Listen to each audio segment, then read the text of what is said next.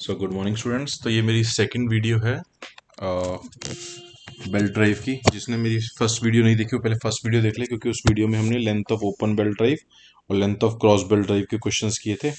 ठीक। और फिर हम इसके आगे क्वेश्चंस करेंगे इसमें, जो कि ये हमारे रेशियो ऑफ टेंशंस के डेरिवेशंस आएगी हमारे पास, पावर ट्रांसमिशन और जितने भी फॉर्मूले आते हैं। ठीक है। तो ये भी इंपॉर्टेंट वीडियो रहेगी। इसके अंदर काफ़ी हमारे पास टेंशंस बढ़ेंगी अब।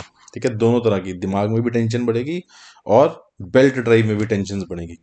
तो पिछली वीडियो में मैंने आपको बताया था, जब भी बेल्ट ड्राइव होगी, बेल्ट ड्राइव के अंदर दो तरह की टेंशन हमारे पास होती है। एक होती है टेंशन इन टाइट साइड और एक होती है tension in slack side, T1 और T2। और मैंने बताया था T1 is always greater than T2। ठीक। तो कभी भी आपको क्वेश्चन में दे रखा होगा कि maximum tension of the belt drive is this much, तो मतलब वो T1 की वैल्यू दे रखी है कि T1 हमेशा T2 से बड़ा होता है। ठीक है। बट अब हमारे पास और भी टेंशन आएंगी। ठीक है। तो सबसे पहले हम देख लेते हैं कि पावर ट्रांसमिशन का फॉर्मूला क्या है। पावर ट्रांसमिशन का आपको डायरेक्टली फॉर्मूला याद रखना है। क्वेश्चन के अंदर डायरेक्टली पावर ही पूछी जाती है ज्यादातर। तो पावर ट्रांसमिशन का हमारे पास फॉर्मूला होता है T1 minus T2 into V. ठीक है। वेस T1 is the tension in the tight side, T2 क्या होगा, tension in the slack side, और V क्या है, V is the velocity of belt. ठीक। तो पावर ट्रांसमिशन का फॉर्मूला वो डायरेक्ट है T1 into T2 minus we. और ये फॉर्मूला लगभग हर क्वेश्चन के अंदर चलेगा। This is very important formula. ठीक है। फॉर्मूले साथ साथ लिखते रहो बेटा, साथ साथ नोट्स बनाते रहो। पावर इसकी कोई डेरिवेशन नहीं है, सीधा फॉर्मूला है। Power is equal to T1 minus T2 into V, where V is the velocity of belt. और वेलोसिटी निकालने का डायरेक्ट फॉर्मूला होता है V, जो आपने दे रखा होगा आपको, diameter of the belt given, pulley given होगा, और किसी भी पुली का आरपीएम गिवन, तो pi D N by 60। This is the formula for the velocity of the belt. ठीक है। अगर आपको ड्राइवर पुली का गिवन है तो pi D one N one into 60। अगर फॉलोवर पुली का गिवन है तो pi D two into N two into 60। ठीक है। यहां से सीधा वेलोसिटी आप निकाल सकते हो। तो पाई डी एन बाय 60 से वेलोसिटी निकल जाएगी। ठीक। नेक्स्ट चलते हैं रेशियो ऑफ टेंशन। एक ये है इंपॉर्टेंट डेरिवेशन। ठीक है। रेशियो ऑफ टेंशंस, अब हमने भी देखा है दो तरह की टेंशन है हमारे पास, T1 टेंशन है एक और एक T2। तो रेशियो ऑफ टेंशन बेसिकली क्या है, T1 बाय T2 का फॉर्मूला। T1 बाय T2 का कोई फॉर्मूला होगा, वो इसी फॉर्मूले को हम बोलते हैं रेशियो ऑफ टेंशन। ठीक है। देखते हैं रेशियो ऑफ टेंशन क्या बनता है हमारे पास अब। ठीक। तो उसके लिए पहले देख लेते हैं, ये डायग्राम बना लीजिए। इस डायग्राम को थोड़ा एक्सप्लेन कर देता हूँ मैं। ठीक है। सबसे पहले सिर्फ ब्लू वाला पार्ट बनाओ। ठीक है। ये सिर्फ फॉलोवर पुली है। ठीक है। ये फॉलोवर पुली बनाई है हमने, इसके अंदर ड्राइवर पुली नहीं है। ठीक है। तो फॉलोवर पुली में एक स्लैक साइड है और एक टाइट साइड है। तो टाइट साइड की टेंशन T1 दे रखी है, स्लैक साइड की टेंशन हमने दे रखी है T2। ठीक। साथ साथ लिखते हैं T1 is the tension in the tight side, T2 is the tension in the slack side, और थीटा क्या है, थीटा में दे रखा है angle between the angle of contact. ठीक है। अल्फा जो भी एंगल ऑफ पाई बाय, मतलब बेसिकली एंगल ऑफ कॉन्टैक्ट कितना है, पाई 180 माइनस 2 अल्फा है। ठीक है। तो थीटा हमारे पास है। अब हम क्या करेंगे इसके अंदर, now consider a small portion of the belt P Q subtending an angle delta theta at the centre of the पुली। तो हमें एक छोटा पोर्शन पी क्यू कंसिडर करना है ये। ठीक है। जिसमें बीच में एंगल डेल्टा थीटा बन रहा हो। ठीक। मैं हाईलाइटर यूज कर लेता हूँ, हाईलाइटर से आपको ज्यादा अच्छे से समझ आएगा। ठीक है। तो अब हमें इसके अंदर ये वाला पोर्शन कंसिडर करना है, पी क्यू वाला पोर्शन। ठीक है। जो कि एक एंगल बना रहा है delta theta, subtending an angle delta theta at the centre of the pulley. The belt P Q is in equilibrium under the following forces. अब पी क्यू में देखो कितनी फोर्सेज लग रही हैं, सिर्फ पी क्यू को कंसिडर करो, पूरी बेल्ट को नहीं। पी क्यू में एक तरफ तो ये फोर्स लग रही है टी, जो tension in the slack side जा रही होगी। ठीक है। एक फोर्स लग रही है टी प्लस डेल्टा टी, जो tension in the tight side. अब देखो हमने डेल्टा टी ऐड, क्योंकि हमें पता है कि टाइट साइड की टेंशन हमेशा स्लैक साइड की टेंशन से बड़ी होती है। तो वहां पर अगर टी लग रही होगी तो टाइट साइड की तरफ टी प्लस डेल्टा टी, क्योंकि स्मॉल पोर्शन ले रहे हैं तो delta T small amount of tension ही बढ़ेगी, तो इसलिए टी प्लस डेल्टा टी एक फोर्स लग रही होगी। ठीक है। एक फोर्स लग रही होगी हमारे पास एफ, क्योंकि बेल्ट देखो यहां से रोटेट कर रही है। ठीक है। बेल्ट इसके ऊपर से जाएगी इस पोर्शन में, तो फ्रिक्शन भी तो होगा, क्योंकि कुछ ना कुछ मोशन, देखो बेल्ट का मोशन इस डायरेक्शन में है, तो फ्रिक्शन हमेशा ऑपोजिट टू द मोशन होता है। तो ये एक फोर्स ऑपोजिट डायरेक्शन में लग रही है एफ, और ये एक फोर्स लग रही है नॉर्मल डायरेक्शन। ये इसने एफ दे रखा है इस क्वेश्चन में, एफ गलत दे रखा है, दिस विल बी आर। तो ये एफ की जगह यहाँ पे आर होगा, नॉर्मल रिएक्शन आर, जो हमने फ्रिक्शन चैप्टर में पढ़ा हुआ है कि जहां पर भी फ्रिक्शन फोर्स आएगी हमारे पास एक नॉर्मल रिएक्शन आर आती है। ठीक। तो ये हमारी सारी फोर्सेज इक्विलिब्रियम में लग रही हैं, तभी हमारे पास ये सिस्टम इक्विलिब्रियम में है। ठीक है। तो इस डायग्राम को बना लो। डायग्राम समझ लोगे तो बाकी सिर्फ रेजोल्यूशन ऑफ फोर्सेस से ये क्वेश्चन सॉल्व हो जाएगा। ठीक है, अब हम ये मान के चलते हैं कि जो हमारा पी क्यू है, ये पी क्यू वाला पार्ट हमारा इक्विलिब्रियम के अंदर है। ठीक है, तो अब हमारे पास क्या, tension the tight side is T, ये चार फोर्सेज जो हमने दिखाई हैं T, tension in the tight side होगी टी प्लस डेल्टा टी ये। ठीक है, ये स्लैक साइड की टेंशन है टी हमारे पास। ठीक है, नॉर्मल रिएक्शन आर, जो कि ये थी नॉर्मल रिएक्शन आर। ठीक, और एक फ्रिक्शनल फोर्स एफ, जो एफ ऊपर, और एफ का फॉर्मूला, फ्रिक्शन का फॉर्मूला होता है म्यू इंटू आर, ये mu is coefficient of friction. ठीक है, ये आप सबको पता होना चाहिए। फ्रिक्शन हमारी यूनिट 3 है इसके अंदर फ्रिक्शन में हमने कर रखा है। ठीक अब पी क्यू को इक्विलिब्रियम होने के लिए रिजॉल्विंग द फोर्सेस हॉरिजॉन्टली, सिर्फ इन चार फोर्सेस को कंसिडर करो। ठीक है, ये आर है।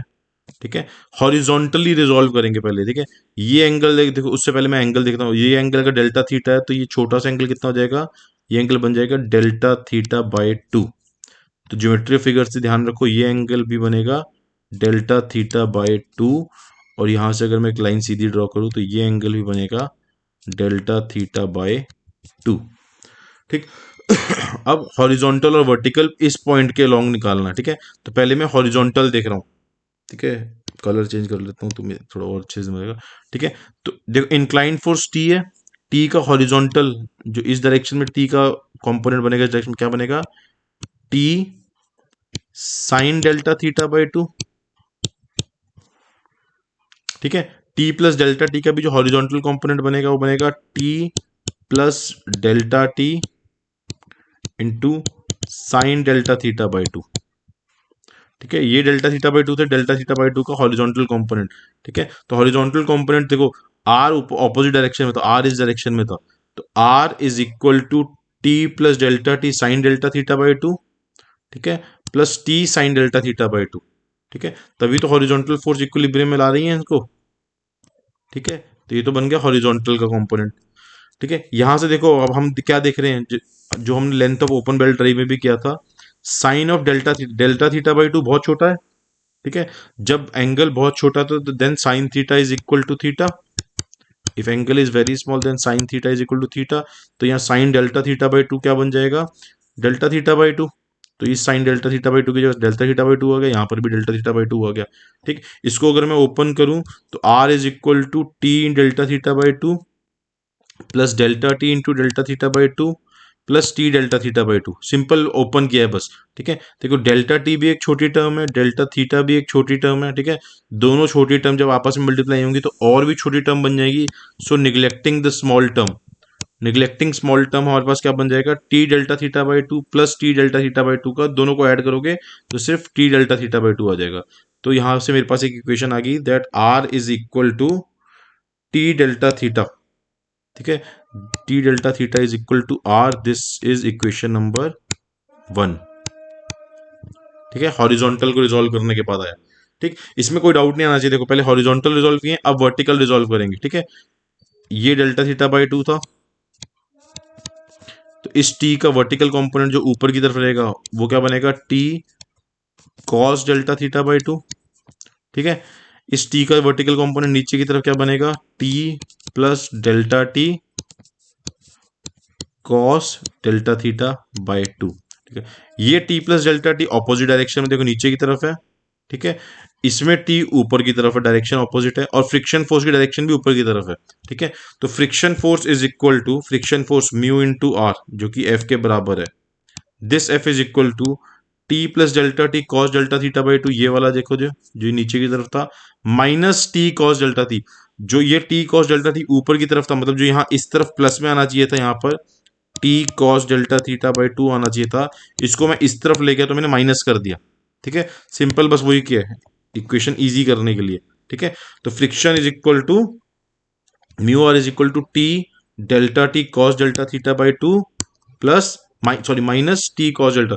अब कॉस डेल्टा थीटा बाई 2 भी एक स्मॉल टर्म है। ठीक है, जब कॉस थीटा छोटा होता है तो कॉस थीटा की वैल्यू कहते हैं कॉस 0 इज इक्वल टू 1, तो कॉस डेल्टा थीटा बाई 2 भी 1 बन जाएगा। जब कॉस का एंगल बहुत छोटा होगा तो वो 1 बन जाएगा।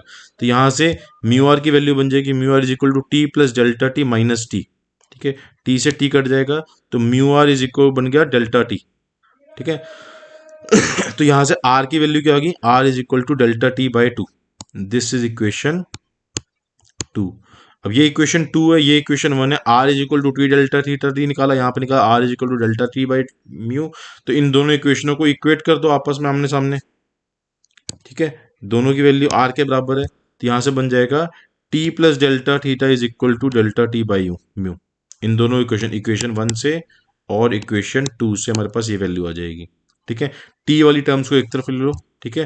तो डेल्टा टी बाई टी, ये टी नीचे चला जाएगा, is equal to mu into delta, और म्यू एक कांस्टेंट है, कोफिशिएंट ऑफ होता ना फ्रिक्शन, ये कांस्टेंट टर्म है, ठीक है। अब delta T by T is equal to mu into delta theta, इनको इंटीग्रेट करते हैं क्योंकि ये छोटी वैल्यूज के लिए था, पी क्यू के लिए था, ठीक है। जब मैं इनको इंटीग्रेट करूंगा तो टी की वैल्यू कहाँ से कहाँ तक जाएगी, इस पूरे इक्वेशन के, इस डायग्राम के अंदर टी की मिनिमम वैल्यू है T2 स्लैक साइड वाला, और मैक्सिमम वैल्यू है T1 टाइट साइड वाला। तो टी की वैल्यू जाएगी T2 से लेकर T1 तक, और थीटा की मिनिमम वैल्यू क्या हो सकती है, जीरो, जब एंगल ऑफ कॉन्टैक्ट है ही नहीं। और मैक्सिमम वैल्यू क्या हो सकती है, थीटा, ये जो थीटा दे रखा है आपको मैक्सिमम वैल्यू, ठीक है। तो जीरो से लेकर थीटा तक जाएगा, तो यहाँ से टी वाली जाएगी T1 से लेकर T2 तक, और थीटा जाएगा जीरो से लेके थीटा तक, और म्यू बाहर आ जाएगा क्योंकि ये कांस्टेंट है, ठीक है। इसको अगर मैं ओपन करता हूँ, 1/t का क्या होता है, लॉग ऑफ टी, ठीक है। लॉग ऑफ टी बनेगा, देखो यहाँ से लॉग ऑफ टी की वैल्यू जाएगी T1 से लेकर T2 तक, तो log of T1 minus log of T2 बनेगा। Log of T1 minus T2 को मैं लिख सकता हूँ log of T1 by T2, ठीक है, is equal to mu theta. ठीक है, ये नेचुरल लॉग है, लॉग ऑफ ई की वैल्यू है। तो यहाँ से आप इसको अगर नेचुरल लॉग उसकी टर्म लिखोगे तो इस 2.3 ऑफ लॉग लिख सकते हो, 2.3 of log T1 by T two mu theta. या फिर जो मोस्ट कॉमनली यूज करते हैं यहाँ से T1 by T2 is equal to, अगर मैं इस लॉग ई को इधर ले जाऊंगा तो ई की पावर बन जाएगा E to the power mu theta. तो ये मोस्ट कॉमनली यूज होता है हमारे पास, ठीक है।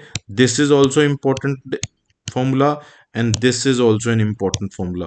आप क्वेश्चन में कोई भी फॉर्मूला लगा सकते हो, ज्यादातर हम ये वाला फॉर्मूला लगा के चलते हैं कि T1 by T2 is equal to e raise to power mu theta, where mu is coefficient of friction between belt and pulley, and theta is angle of contact between the belt and the pulley, ठीक है। तो angle of contact जो होगा वहां से हम T1 by T2 का formula लगा देंगे, this is the ratio of tension. तो ये इंपॉर्टेंट डेरिवेशन थे, इसको साथ साथ करते रहो, ये आ सकती है। अभी तक हमने 3 डेरिवेशन कर लिए हैं, length of open belt drive, length of cross belt drive, और रेशियो ऑफ टेंशन, ठीक। अब देखते हैं एक नई आ गई, सेंट्रीफ्यूगल टेंशन। सारा बखेड़ा ही सेंट्रीफ्यूगल टेंशन का, बस ये मान लो ये सेंट्रीफ्यूगल टेंशन के आने की वजह से ही हमारी लाइफ में टेंशन आ गई है बेल्ट ड्राइव के अंदर। सारा पंगा ही जब तक सेंट्रीफ्यूगल टेंशन नहीं थी सिर्फ दो टेंशन चल रही थी, एक चल रही थी T1, ठीक है, टाइट साइड की, एक चल रही थी T2। और सिंपल था कि T1 हमेशा T2 से बड़ी रहेगी। तो मैक्सिमम टेंशन को अगर मैं टी से लिखूं तो maximum tension is equal to T1 होती थी, मेरे पास सिर्फ दो टेंशन थी। सेंट्रीफ्यूगल टेंशन आई और ये मान लो कि T1 T2 की सौतन आ गई, ठीक है। सेंट्रीफ्यूगल टेंशन का कोई फॉर्मूला याद रखेंगे, बेसिक फॉर्मूला, कोई डेरिवेशन नहीं है। देखो सेंट्रीफ्यूगल टेंशन क्या है, कभी भी कोई चीज अगर रोटेट कर रही है तो उसके अंदर सेंट्रीफ्यूगल इफेक्ट लगता ही लगता है, फिजिक्स में पढ़ा हमने। The tension caused by the centrifugal force is called the centrifugal tension. At lower speed the centrifugal tension is very small and may be neglected, ठीक है। अगर क्वेश्चन में कभी दे रखा है कि सेंट्रीफ्यूगल टेंशन को निग्लेक्ट करो तो फिर तो बल्ले बल्ले है, फिर तो क्वेश्चन आराम से हो जाएगा, ठीक है। पर अगर क्वेश्चन में दे रखा है कंसिडर सेंट्रीफ्यूगल टेंशन, फिर तो क्वेश्चन बहुत मुश्किल है, फिर टेंशन ही टेंशन है फिर, ठीक है।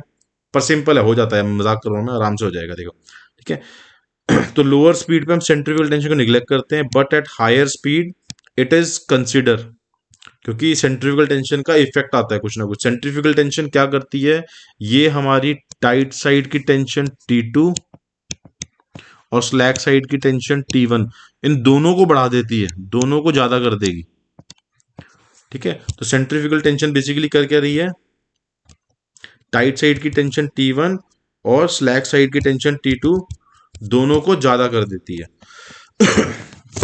एक सेकंड, जूम इन हो गया, मैं थोड़ा जूम आउट कर लेता हूँ फिर आपको समझाता हूँ और आगे।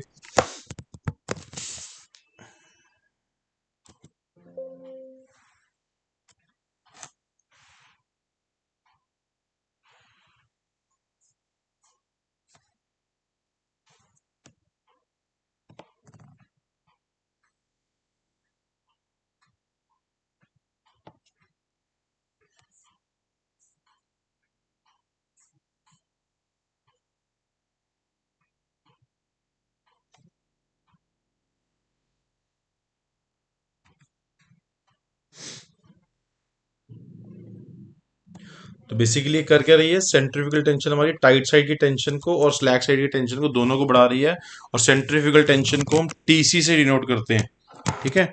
Centrifugal tension is denoted by TC, और टीसी का फॉर्मूला डायरेक्ट है M V square. TC is equal to M V square, where TC is the centrifugal tension, M is the mass of the belt, ठीक है, unit length के लिए। इस चीज को हमेशा याद रखना है कि mass of the length for the unit length, ठीक। तो and V is the velocity of the belt, ठीक है, लीनियर वेलोसिटी जो कि हम पाई डी एन बाई 60 से निकाल रहे थे, ठीक है। तो सेंट्रीफ्यूगल टेंशन में हम बस ये फॉर्मूला रखना है, T C is equal to M V square, और मास भी हमारा यूनिट लेंथ के लिए निकालना है, सिर्फ सिंगल लेंथ के लिए, ठीक। Centrifugal tension basically when the centrifugal tension is taken into account, the total tension in the tight side is increased by T1 plus TC हो जाएगी, ठीक है, और tension in the slack side हो जाएगी T2 प्लस TC। देखो अब maximum tension in the belt क्या हो गई है, T1 प्लस TC, ठीक है। अगर सेंट्रीफ्यूगल टेंशन को अकाउंट में ना लेते तो मैक्सिमम टेंशन टी इन क्या होती थी, T1 होती थी, पर जब आप सेंट्रीफ्यूगल टेंशन को अकाउंट में लोगे तो मैक्सिमम टेंशन क्या हो जाएगी, T1 प्लस TC, ठीक है। यही टेंशन बढ़ गया। अब देखो चार टेंशन हो गई हैं, एक मैक्सिमम टेंशन, एक सेंट्रीफ्यूगल टेंशन, एक tension in the tight side T1, और एक tension in the tight slack side T2, ठीक। तो मैक्सिमम टेंशन अगर हम सेंट्रीफ्यूगल टेंशन को लेंगे तो मैक्सिमम टेंशन का भी एक फॉर्मूला होता है जो हम डायरेक्ट याद रखेंगे, ठीक। Maximum tension in the belt is given by sigma BT, ये फॉर्मूला है इसका। Maximum tension is equal to sigma into B into, जहां सिग्मा क्या है, sigma is the maximum safe stress, जो कि आपको दे रखा होगा, ठीक है। किस जो मतलब आपको क्वेश्चन में दे रखा होगा that the maximum stress of the belt is this much, या allowable stress is this much, या लिखा होगा permissible stress of the belt is this much, तो वो सिग्मा की वैल्यू गिवन होगी। बी क्या है, B is the width of belt, क्योंकि हमने कहा ना ओपन बेल्ट ड्राइव में हम फ्लैट बेल्ट ड्राइव पढ़ रहे हैं, रेक्टेंगुलर सेक्शन सबसे स्टार्टिंग में मैंने बताया था, ठीक है। रेक्टेंगुलर सेक्शन के अंदर हमारे पास दो चीजें होंगी, एक तो होगी इसकी विड्थ जो कि होगी बी, ठीक है, और एक होगी बेल्ट की हमारे पास थिकनेस, ठीक है, जो कि हो गया टी। तो sigma into B into T से हमारे पास निकल आती है मैक्सिमम टेंशन, ठीक है। अगर सेंट्रीफ्यूगल टेंशन को निग्लेक्ट किया गया है फिर तो बल्ले बल्ले, मैंने बताया था कि maximum tension is equal to tension in the tight side, but अगर सेंट्रीफ्यूगल टेंशन को कंसीडर किया गया है, ठीक है, if centrifugal tension is considered then maximum tension is equal to T1 plus TC, और यही सारा पंगा हो जाता है T1 प्लस TC में। इस तरह के क्वेश्चन ही आएंगे पेपर में, ठीक है। मैक्सिमम मार्क्स में क्वेश्चन आता है इसका पेपर में, मैक्सिमम मार्क्स में जब हम सेंट्रीफ्यूगल टेंशन को अकाउंट में लेते हैं, और आराम से हो जाएगा। देखो अब कितनी टेंशन है हमारे पास, एक टेंशन है tension in tight side T1, एक tension in slack side T2, एक है हमारे पास सेंट्रीफ्यूगल टेंशन TC, और एक है हमारे पास मैक्सिमम टेंशन सिग्मा BT, ठीक। चार टेंशन है, ठीक। आगे चलते हैं फॉर्मूला। अच्छा एक और, ये चौथी डेरिवेशन, चौथी और फाइनल इंपॉर्टेंट डेरिवेशन देखो, दो डेरिवेशन थी, length of open belt drive, length of cross belt drive, ratio of tension, और एक है condition for the maximum power. इस कोट स्टेटमेंट की तरह भी पूछ सकता है वो कि क्या कंडीशन होती है मैक्सिमम पावर की, या फिर show that the condition of maximum power is this, ऐसे करके देखा होगा, ठीक है। तो मैक्सिमम पावर कंडीशन के लिए सबसे पहले फॉर्मूला देख लेते हैं। पावर का फॉर्मूला क्या होता है, power P is equal to T1 minus T2 into V, ठीक है। T1 tension tight side, T2 tension in slack side, ठीक है, और V is the velocity of the belt, ठीक है। द रेशियो ऑफ टेंशन में हमने क्या पढ़ा था कि T1 by T2 is equal to e raise to 1 mu theta, ठीक है, ये फॉर्मूला मैंने आपको लिखवाया था रेशियो ऑफ टेंशन में। तो यहां से इससे मैं देख सकता हूं कि T2 is equal to, T2 में ऊपर ले जाऊं, T2 is equal to T1 by e raise to 1 mu theta, यहीं से आ गया क्वेश्चन सीधा, ठीक है। इस T2 की वैल्यू को मैं इस इक्वेशन में पुट करूंगा यहाँ ऊपर पावर के फॉर्मूले में, ठीक है।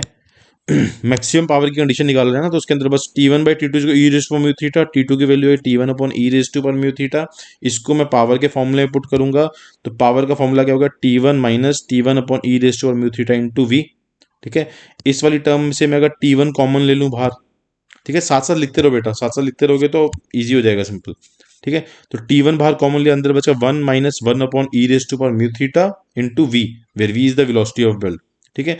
ये कॉम्प्लेक्स सी टर्म लग रही है दिखने में हमें, और अगर देखा जाए तो 1 एक कांस्टेंट नंबर है, 1 नंबर है, म्यू एक कांस्टेंट वैल्यू होगी, कोएफिशिएंट ऑफ फ्रिक्शन, थीटा भी कांस्टेंट होगा, तो बेसिकली ये पूरी की पूरी वैल्यू एक कांस्टेंट रहेगी, ठीक है। तो इस कांस्टेंट वैल्यू को मैं मान लेता हूं C, let us consider this value as C. ठीक है, तो T one into V into C, where C is given by, C is one minus one upon E raised पर म्यू थीटा, ये हमारी सी की वैल्यू है जो कांस्टेंट है। ठीक है, तो पावर का फॉर्मूला आ गया T one into V into C, बहुत सिंपल सा फॉर्मूला है। ठीक है, अब कंसीडर कर रहे हैं हम सेंट्रीफ्यूगल टेंशन को, इस चीज को ध्यान में रखना है। मैक्सिमम पावर में, मैक्सिमम पावर मतलब मैक्सिमम स्पीड पे घूम रहा होगा, और हमने सेंट्रीफ्यूगल टेंशन में ही पढ़ा है कि हाई स्पीड पे सेंट्रीफ्यूगल टेंशन अकाउंट में लेनी होती है क्योंकि उसका इफेक्ट होता है। ठीक है, तो मैक्सिमम टेंशन का फॉर्मूला क्या था, maximum tension is equal to T one plus T C. यहां से टी वन का फॉर्मूला क्या आ जाएगा, T one is equal to maximum tension minus T C. ठीक है, इस टी सी को यहाँ ले जाओ। ठीक है, बस यही चीज मुझे पावर में यहाँ टी वन की जगह वैल्यू पुट करनी है। ठीक है, तो ये क्या आ जाएगा, T one is equal to T minus T C. ठीक है, where T is the maximum tension और टी सी सेंट्रीफ्यूगल टेंशन, ये भी मैंने आपको बताया कैसे आएगा। ठीक, तो इसको अगर मैं पुट करता हूं तो पावर का फॉर्मूला आ गया T minus T C into V into C. ठीक है, where V is the velocity और सी ये कांस्टेंट है गंदा सा, जिसको हमने सिंप्लीफाई कर दिया। ठीक, अब टीसी की फॉर्मूला क्या होता है, टीसी का फॉर्मूला एम वी स्क्वेयर, हमने अभी सेंट्रीफ्यूगल टेंशन में पढ़ा था, T minus M V square into V into C. इस वी को अंदर मल्टीप्लाई कर दो तो पावर का फॉर्मूला बन गया power is equal to T V minus M V square into C. बस अब बहुत होने वाला है, सिंपल सा क्वेश्चन है। ठीक है, यहाँ तक देखो कुछ नहीं किया, पावर का फॉर्मूला मैं एक बार रिवाइज करते हैं। पावर का फॉर्मूला क्या होता है, T one minus T two into V. ठीक है, हाईलाइटर ले लेते हैं एक बार। ठीक, तो पावर का फॉर्मूला क्या था, T one minus T two into V. ठीक है, T one by T two ratio of tension में हमें पता है ई रेशियो म्यू थीटा होता है। वहां से टी टू का फॉर्मूला क्या मुझे, T two is equal to T one by e ratio mu theta. इसको मैंने पावर के फॉर्मूले में पुट किया तो ये बन गया T one minus T one upon e ratio mu theta into V. One upon e ratio mu theta को मैंने एक सी वैल्यू में टर्म कर दिया। ठीक है, तो मेरे पास पावर आ गई T one into V into C. ठीक है, टी वन की जगह मैंने क्या पुट किया, टी वन की जगह मैंने पुट कर दिया टी माइनस टी सी। ठीक है, तो पावर का फॉर्मूला का T minus T C into V into C. T C की जगह मैंने वैल्यू पुट कर दी एम बी स्क्वेयर, तो मेरे पास फाइनल वैल्यू होगी T V minus M B square into C is equal to power P. ठीक, अब आगे चलते हैं। अब मैं देखो मैं क्या कर रहा हूँ, कंडीशन फॉर मैक्सिमम पावर निकाल रहा हूँ। This is equal to power, यहाँ पे ध्यान देना बस सीधा। ठीक है, मैथमेटिक्स में हमने पढ़ा है, 11th 12th में पढ़ा है, मैथ्स में भी, और साइंस लगभग आगे सब जगह में ही करते हैं। जब भी किसी चीज को मैक्सिमम करना होता है, ठीक है, तो उसका फर्स्ट डेरिवेटिव इज जीरो। ठीक है, जैसे इसके अंदर देखो मास एम कांस्टेंट वैल्यू और टेंशन भी कांस्टेंट है, वेलोसिटी की वैल्यू चेंज हो सकती है।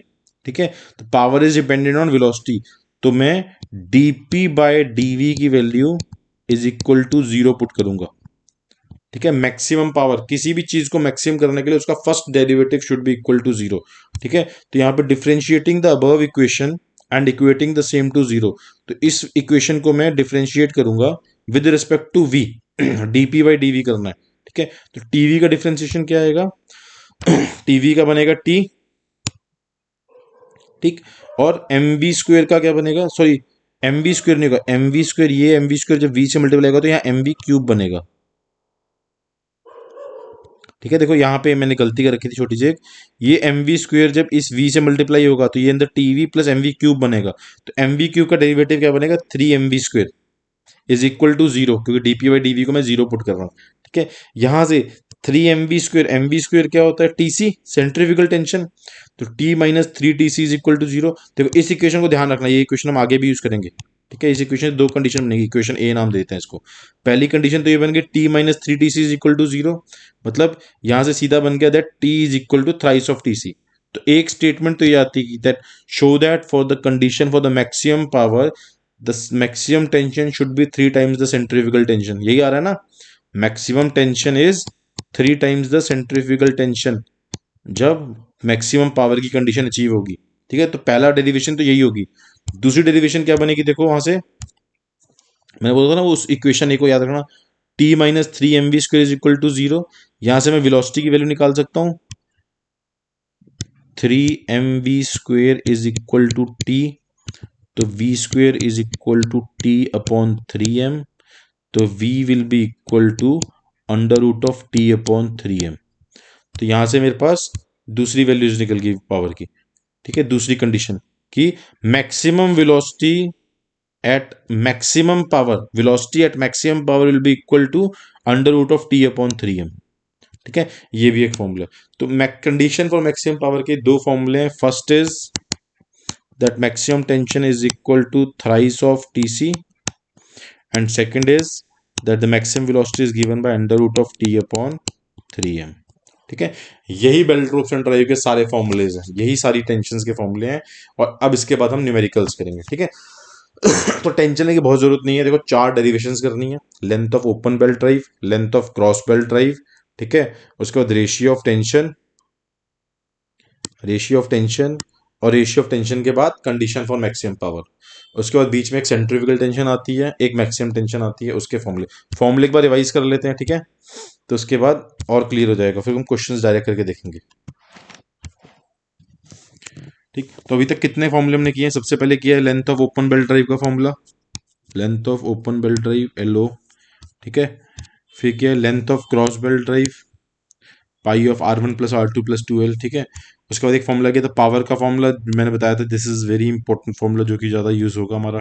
ठीक है, उसके बाद हमने किया था रेशियो ऑफ टेंशन का 2.3 लॉग ऑफ। इसकी बजाय आप ये चीज़ नोट करो, T1/T2 is equal to e⁻μθ, ये ज़्यादा यूज होगा, रेशियो ऑफ टेंशन का फॉर्मूला। ठीक है, उसके बाद एक फॉर्मूला था सेंट्रीफ्यूगल टेंशन का, TC is equal to 3mv²। ठीक है, ये लगभग सारे फॉर्मूले यूज होंगे, एक एक करके, बहुत ज्यादा घबराने की जरूरत नहीं है, अभी क्वेश्चंस करेंगे आराम से सॉल्व होंगे। ठीक है, TC is equal to 3mv²। ठीक है, उसके बाद मैक्सिमम टेंशन का फॉर्मूला हमारे पास, maximum tension T is equal to sigma BT। ठीक, number 1, number 2, number 3, number 4, number 5, number 6, T is equal to sigma BT। ठीक, उसके बाद कंडीशन फॉर मैक्सिमम पावर में हमने पढ़ा कि मैक्सिमम पावर जब, अगर मान लो क्वेश्चन के अंदर दे रखा है that the belt is transmitting maximum power, तो मैक्सिमम टेंशन सीधा 3TC से ही निकाल लेंगे हम। ठीक, और वेलोसिटी भी सीधा निकाल लेंगे।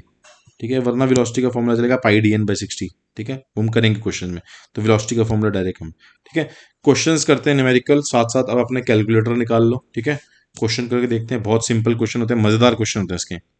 ठीक, देखते हैं क्वेश्चन में दे क्या क्या रखा है और वहां से हम क्या निकालेंगे। फाइंड द पावर ट्रांसमिटेड, तो हमें बेसिकली पावर ट्रांसमिटेड निकालनी है। ठीक है, तो स्टेप बाय स्टेप चलेंगे, जो चीज निकालनी है सबसे पहले उसका फॉर्मूला लिखेंगे। Find the power transmitted by the belt running over a pulley of 600 mm diameter, तो हमें diameter of the pulley given है ये 600 mm एट 200 RPM, हमें RPM गिवन है। ठीक है, 200 RPM।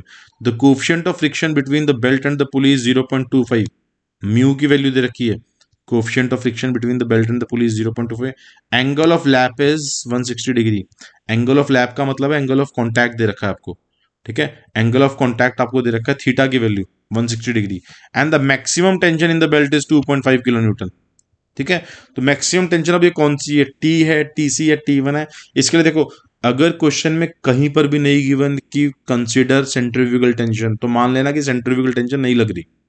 जब सेंट्रीफ्यूगल टेंशन नहीं लग रही होती, तो maximum tension T is equal to T1, तो ये आपको T1 की वैल्यू गिवन है। ठीक, तो डायमीटर D गिवन है, N गिवन है ये। ठीक है, म्यू की वैल्यू गिवन है, थीटा की वैल्यू गिवन है, और T1 की वैल्यू गिवन है, और निकालना है मैक्सिमम पावर। तो पावर ट्रांसमिटर का फॉर्मूला पहले लिखते हैं। पावर का फॉर्मूला क्या था, power is equal to T1 minus T2 into V। T1 की वैल्यू गिवन है, T2 की वैल्यू निकालनी है, और V की वैल्यू भी निकालनी है। ठीक है, सबसे पहले V निकालते हैं। V का फॉर्मूला क्या होगा, V is equal to πdn/60, मैंने अभी बताया था आपको। ठीक है, वेलोसिटी का फॉर्मूला डायरेक्ट चलता है। डायमीटर ऑफ द पुली आपको गिवन है 600 mm, एन आपको गिवन है 200 RPM, और हमेशा याद रखना वेलोसिटी हम हमेशा मीटर्स पर सेकंड में निकालते हैं, तो डायमीटर को मीटर्स में ले जाना है, mm से मीटर्स में। ठीक है, कैलकुलेटर आपके पास है, 0.6 लिखते हैं, देखो 600 mm को πdn/60 करोगे तो 2 पाई रेडियंस आएगा। ठीक है, 3.14 इंटू 2 तो 6.28 मीटर्स पर सेकंड आ जाएगा। इसमें रेडियंस पर सेकंड लिख दिया क्योंकि आरपीएम में था, आप इसको 6.28 मीटर्स पर सेकंड भी लिख सकते हो, इसमें कोई प्रॉब्लम नहीं है। ठीक, तो वेलोसिटी आ गई हमारे पास। ठीक, अब हमें T2 निकालना है, वेलोसिटी भी पता है हमें, T1 भी पता है हमें, T2 की वैल्यू निकालनी है। ठीक है, सब कुछ इरेज कर देते हैं। वेलोसिटी पता लग गई, T1 पता लग गई, T2 निकालने के लिए रेशियो ऑफ टेंशन का फॉर्मूला था हमारे पास, T1/T2 is equal to e⁻μθ। ठीक है, म्यू की वैल्यू दे रखी है 0.3, थीटा की वैल्यू कितनी दे रखी है 160 डिग्री। बट एक चीज हमें देखना, जब भी हम थीटा को डिग्री इक्वेट करते हैं तो कभी भी डिग्री में इक्वेट नहीं करेंगे, ठीक है। थीटा को हमें चेंज करना पड़ेगा रेडियंस में, ठीक है। ये चीज हमें देखना है, एंगल को हमेशा रेडियंस में चेंज करना है। और रेडियंस में चेंज करने के लिए थीटा को हम क्या करेंगे, मल्टीप्लाई कर देंगे इस डिग्री को पाई बाय 180 के साथ, ठीक है। तो जो भी आंसर आएगा वो रेडियंस में आएगा, ठीक है। अगर आप 160 को पाई बाय 180 से मल्टीप्लाई करते हैं तो कितना बनेगा, मैं अभी बता दूं, 3.14 divided by 180 will give you 2.79 radians, ठीक है। तो यहाँ पे फॉर्मूला में पुट करो T1/T2 को ई रेस टू म्यू थीटा, जो कि ये लिखा हुआ है, ठीक है। ये अलग तरीके से चल रहा है, तो आपके पास T1/T2 की वैल्यू आ जाएगी 2.01। T1/T2 यहाँ पे जब T1 by e raise to पर म्यू थीटा, म्यू को रखो 0.3, थीटा को रखना 2.79, तो आपके पास वैल्यू आ जाएगी 2.01 ई रेस टू, ठीक है। यहाँ से T2 की वैल्यू डायरेक्ट 2.5 से 2.01 को डिवाइड कर दो, तो T2 की वैल्यू आ जाएगी 1.24 किलो न्यूटन, क्योंकि T1 हमें किलो न्यूटन में गिवन था, ठीक। ठीक। T1/T2 का आप ये वाले फॉर्मूले से भी कर सकते हो, इससे ज्यादा इजी रहेगा वो वाला फॉर्मूला कि T1/T2 is equal to e raise to mu theta, इस वाले फॉर्मूले से चलना, ठीक है। और थीटा देखो 2.79 निकला था, रेडियंस में लेके चलना है हमेशा, ठीक। तो यहाँ से T2 की वैल्यू आ गई है, T1 की वैल्यू पता है, वेलोसिटी की वैल्यू पता है, बस पावर का फॉर्मूले में रख दो, पावर की वैल्यू आ जाएगी 7.92 किलोवाट, ठीक। सिंपल तीन फॉर्मूले लगे, वेलोसिटी का लगा, पावर का लगा और रेशियो ऑफ टेंशन का लगा, ठीक। तो क्वेश्चन सिंपल था, ठीक है। एक क्वेश्चन और ट्राई करके देखते हैं। अभी इस तरह के क्वेश्चन आ सकते हैं, ठीक है। ये क्वेश्चन आएगा तो डायरेक्ट 10 मार्क्स में आएगा, 10 मार्क्स या मैक्सिमम नंबर ऑफ क्वेश्चन जो भी मार्क्स आते हैं आपके, ठीक। अ लैमिनेटेड बेल्ट 8 mm थिक, ठीक है। जो चीज दे रखी है वो चीज साथ साथ लिखते रहो पहले। थिकनेस ऑफ द बेल्ट दे रखी है, स्मॉल टी इज 8 mm, ठीक है। एंड 150 mm वाइड, तो विड्थ दे रखी है, स्मॉल बी की वैल्यू आपको दे रखी है 150 mm। Basically belt basic flat belt है ना, याद करो फ्लैट बेल्ट कैसी थी, फ्लैट बेल्ट का क्रॉस सेक्शन ऐसा होता था, ये बी होती थी, ये टी होती थी। तो थिकनेस आपको 8 mm दे रखी है, विड्थ आपको दे रखी है 150 mm। Drives a pulley of diameter 1.2 metre, तो डायमीटर ऑफ द पुली दे रखा है आपको, डायमीटर 1.2 मीटर एट 180 आरपीएम। तो एन भी दे रखा है, एन दे रखा है, डी दे रखा है, तो पाई डी एन बाई 60 से आपको डायरेक्टली पता लग गया कि आराम से निकल जाएगा वेलोसिटी की value pi D N by 60 से। The angle of the lap is 90 degree, theta की वैल्यू दे रखी है 190, ठीक है। Density of the belt is 100 kg/m3, ये मीटर क्यूब है, ठीक है, इसमें कंफ्यूज मत होना। तो डेंसिटी भी दे रखी है 1000 kgs, ठीक है। कंफ्यूजन की जरूरत नहीं है, बहुत सिंपली ये क्वेश्चन सॉल्व करेंगे आराम से, ज्यादा टेंशन मतलब कि बहुत सारी वैल्यूज हैं। If the stress in the belt is not to exceed 1.5 Nm/mm², तो ये क्या दे रखा है आपको, सिग्मा की वैल्यू, स्ट्रेस होता है ना सिग्मा, सिग्मा दे रखा है आपको 1.5 पास्कल में दे रखा है, ठीक है, सॉरी मेगा पास्कल में, न्यूटन पर mega. And coefficient of friction between the belt and the pulley 0.3, mu की वैल्यू भी दे रखी है, mu is equal to 0.3। Determine the power transmitted when centrifugal tension is considered, अब इसमें लिख दिया इसने सेंट्रीफ्यूगल टेंशन को कंसिडर किया है, तो टीसी को कंसिडर करके आपको निकालना है कि पावर ट्रांसमिटेड का फॉर्मूला क्या आएगा, ठीक है। निकाल के देखते हैं, ठीक है। सबसे पहले पावर का फॉर्मूला क्या होगा, पावर का फॉर्मूला होता है T1 - T2 × V। अब इसमें किसकी वैल्यू आप निकाल सकते हो, ठीक है। सपोज के लिए क्वेश्चन आप नहीं कर सकते, तो मैक्सिमम मार्क्स लेने की तो स्टेप मार्किंग होती है, सबसे पहले उन वैल्यूज को निकालो जिस वैल्यू को आप निकाल सकते हो। तो वेलोसिटी की वैल्यू आप निकाल सकते हो, ठीक है। वेलोसिटी का फॉर्मूला डी आपको दे रखा है, देखो ये डी दे रखा है, ये एन दे रखा है, तो पाई डी एन बाई 60 से वेलोसिटी निकाल लो, ठीक है। वेलोसिटी आ जाएगी आपको 11.31 मीटर्स/सेकंड, डायमीटर 1.2 पुट करना, एन की वैल्यू पुट करेंगे 180, ठीक है। तो पाई डी एन बाई 60 से आपके पास वेलोसिटी आ गई। अब T1 और T2 की वैल्यू निकालनी है, ठीक है। T1 की वैल्यू निकालनी है, T1 का मुझे पता है, अब T1 क्या होगा, maximum tension is equal to centrifugal tension form में, तो T1 प्लस TC, तो यहां से T1 is equal to T minus TC, ठीक है। इसका मतलब T1 की वैल्यू निकालने के लिए मेरे को मैक्सिमम टेंशन की वैल्यू भी निकालनी पड़ेगी और सेंट्रीफ्यूगल टेंशन की वैल्यू भी निकालनी पड़ेगी, ठीक है। तो मैक्सिमम टेंशन की फॉर्मूला क्या होता है, मैक्सिमम टेंशन की वैल्यू निकालने के लिए मैक्सिमम टेंशन का फॉर्मूला मैंने लिखवाया था sigma into B into T, और तीनों वैल्यू आपको दे रखी है। सिग्मा भी दे रखा है 1.5 N/mm², बी भी दे रखा है, ठीक है, 8 mm, सॉरी 150 mm, और टी भी आपको दे रखा है 8 mm, तीनों को आपस में मल्टीप्लाई कर दो, ठीक है, तो 1800 न्यूटन डायरेक्ट आ जाएगा। क्योंकि ये एमएम में, देखो ये न्यूटन पर एमएम स्क्वायर में दे रखा है सिग्मा की वैल्यू, तो एमएम में ही रहने देना, क्योंकि एमएम से एमएम कट जाएंगे, पर एमएम स्क्वायर है ना, तो ये बी और टी दोनों का एमएम कट जाएगा। तो 1.5 इंटू 8 इंटू 150, ये आपके पास आ गई 1800। ये किसकी वैल्यू आ गई? मैक्सिमम टेंशन की वैल्यू आ गई, ठीक है। अब टीसी निकालते हैं, ठीक है। सेंट्रीफ्यूगल टेंशन निकालने के लिए आपको पहले मास निकालना पड़ेगा। टीसी क्या है? TC is M B square. Velocity तो आपको पता है 11.31 मीटर्स है, पर मास, यूनिट मास निकालना है, ठीक है। मास क्या होता है? ठीक है, मास का फॉर्मूला होता है area into length into density, ठीक है। ये फॉर्मूला कैसे आया? Mass per unit volume is equal to density. तो यहाँ से mass is equal to volume into density. और वॉल्यूम क्या होता है? देखो, बेल्ट बेसिकली क्या है? बेल्ट एक रेक्टेंगुलर सेक्शन है इस तरह का, इसको घुमा के साथ लगा दो तभी तो बेल्ट बनेगा। यही है ना, ये भी इसका बी था, ये इसका टी था, ठीक है। ये एक रेक्टेंगुलर सेक्शन है बेल्ट, ठीक है। तो बेल्ट का वॉल्यूम इंटू डेंसिटी, बेल्ट की डेंसिटी आपको दे रखा है, वॉल्यूम कैसे निकालोगे? एरिया निकालोगे पहले बेल्ट का, ठीक है। एरिया इंटू लेंथ कर दो, ठीक है। एरिया क्या होगा? Area is B into T into length is equal to volume, ठीक है। और हमने जब सेंट्रीफ्यूगल टेंशन किया था तो मास हम क्या लेते थे? यूनिट लेंथ के लिए, मतलब 1 मीटर लेंथ के लिए यूनिट लेंथ। तो एल की वैल्यू कितनी आएगी? यहाँ पर एल को पुट करेंगे 1 मीटर। तो मास बेसिकली क्या है? एरिया इंटू लेंथ, और एरिया की वैल्यू क्या है? B into T into 1 into density की वैल्यू कितनी दे रखी है हमें? डेंसिटी हमें दे रखा है 1000, ठीक है। अब देखो 1000 केजी पर मीटर क्यूब दे रखा है।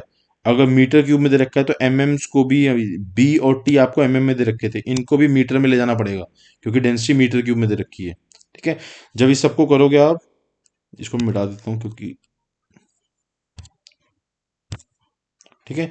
तो 0.008 B into 0.15 T into unit length 1 into 1000, यहां से आपके पास मास की वैल्यू आ गई 1.2 केजी, ठीक। मास देखो, एरिया इंटू लेंथ कैसे होता है ये मैंने आपको एक्सप्लेन कर दिया यहाँ पे, ठीक। यहाँ से आपको समझ आ जाना चाहिए, ठीक। तो मास आ गया 1.2। अब मास आपको पता है, वेलोसिटी आपको पता है, यहाँ से आप सेंट्रीफ्यूगल टेंशन की वैल्यू निकाल सकते हो। Centrifugal tension is equal to mass into M V square. Mass की वैल्यू है 1.2, वेलोसिटी की वैल्यू 11 निकाली थी, वहां से 153.5 आ गई टीसी, ठीक है। तो सेंट्रीफ्यूगल टेंशन कितनी आ जाएगी? Sorry, maximum tension, tight side की टेंशन कितनी आ जाएगी? टी माइनस टी सी, ठीक है। तो मैक्सिमम टेंशन 1800 अभी निकाली थी, 1800 माइनस 153 करोगे तो टी1 की वैल्यू होगी 1664, ठीक। सेंट्रीफ्यूगल टेंशन आ गया। पावर का फॉर्मूला क्या था? Power is equal to T1 minus T2 into V. Power निकालना था। वेलोसिटी निकाल चुके, T1 आ गया, T2 रह गया। जब T1 आ गया, T2 रह गया, तो फॉर्मूला क्या लगाओगे? रेशियो ऑफ टेंशन का formula, T1 by T2 is equal to e raise to power mu theta, और सारी वैल्यूज गिवन है आपको, ठीक है। म्यू की वैल्यू 0.3 गिवन है, थीटा की वैल्यू 190 डिग्री गिवन है, उसको रेडियंस में कन्वर्ट कर लो, पाई बाय 180 से मल्टीप्लाई करके, इसकी ई की पावर कर दो, ठीक है। यहाँ से डायरेक्टली आपके पास वैल्यू आ जाएगी इसको मिटा देते 1 मिनट, ठीक है। तो T1 by T2 is equal to 2.7 आ जाएगा। T1 की वैल्यू गिवन है, अभी हमने निकाल ली। T2 को निकाल, यहाँ से आराम से निकल जाएगा, ठीक है। तो T2 की वैल्यू क्या आ जाएगी? T2 आ जाएगा 608.2। T2 भी पता है, T1 भी पता है, वेलोसिटी भी पता है, बस पावर के फॉर्मूले में पुट कर दो। जब वैल्यूज पुट करोगे तो आंसर आएगा 11.7 किलोवाट, ठीक। तो बड़े क्वेश्चन भी इसमें बड़े आराम से हो जाएंगे, ठीक। आपको बस फॉर्मूले लिख लो एक बार। मैक्सिमम टेंशन का फॉर्मूला एक, ठीक है। सेंट्रीफ्यूगल टेंशन का फॉर्मूला है, रेशियो ऑफ टेंशन का फॉर्मूला है जो लगता है हमेशा, ठीक है। मास का फॉर्मूला देख लिया हमने, मास कैसे निकलेगा? Mass is equal to area into density, ठीक है। लेंथ चाहे हटा ही दो क्योंकि लेंथ यूनिट लेंथ है, ठीक है। इन्हीं सब फॉर्मूलों को यूज करके, और ये पावर का फॉर्मूला है, इन्हीं सब फॉर्मूलों से आपके पास न्यूमेरिकल्स आराम से सॉल्व हो जाएंगे, ठीक। हम कुछ न्यूमेरिकल में एक वीडियो और बनाऊंगा जिसके अंदर मैं थोड़े से 2-3 न्यूमेरिकल और पकड़ूंगा, थोड़े से हैवी न्यूमेरिकल, तो आपको बेल्ट ट्रूप्स ड्राइव आराम से तैयार हो जाएगा, ठीक। बेल्ट ट्रूप्स ड्राइव में इतना ही कर लो, क्वेश्चंस चेंज होके भी आ सकते हैं इसमें, इसके अलावा बेल्ट ट्रूप्स ड्राइव के अंदर और कुछ नहीं है, ठीक। ओके स्टूडेंट्स, तो इतना मेरे ख्याल से आपके लिए बहुत था। एक वीडियो और बनाऊंगा मैं, वीडियो नंबर 3, जिसके अंदर मैं, एक हमने इनिशियल टेंशन का टॉपिक छोटा सा छोड़ा हुआ है, और उसके बाद 2-3 न्यूमेरिकल्स और करवा दूंगा मैं, ठीक।